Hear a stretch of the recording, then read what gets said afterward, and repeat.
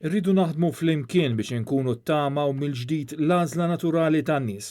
Sostni dan il-kandidat tal-Partit Nazzjonalista fuq it-tielet distrett Giannis Katkuti meta indirizzat l-attività politika f'Għawdex fejn saħqet dwar l-importanza tal-lealtà sħiħa lejn il-partit u min imexxih.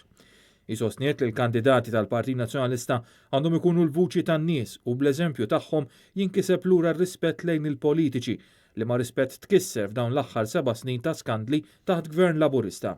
Malta jixraq ilha gvern u oppożizzjoni serja. Aħna rridu nkunu il-vuċi tan-nies hemm barra u naraw li niġġieldu kull tip ta' attività illeċita li qed tħammeġ kontinwament lil pajjiżna.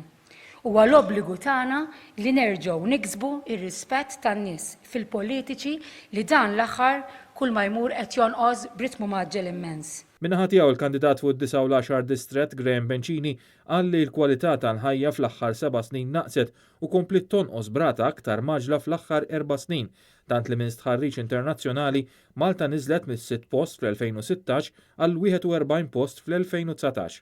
U dan minkejja li konna għaddejjin minn żmien ta' tkabbir ekonomiku. Bencini sostna li huwa għalhekk li l-Partit Nazzjonalista jibqa' jinsisti li l-bniedem ikun fiċ-ċentru tal-politika għax dejjem kien il-partit tal-viżjoni, mhux biss fid-deċiżjonijiet dwar il-futur politiku iżda wkoll fil-qasam ekonomiku bil-ħolqien ta' setturi ekonomiċi ġodda li għadhom sal-lum is-sinsla tal-ekonomija Maltija. U biex nimplementaw viżjoni ġdida għandek bżonn idea ġodda, enerġija ġdida, kreattività ġdida. Trid tiġġedded lilek innifsek. U dan li qed jagħmel il-Partit Nazzjonalista.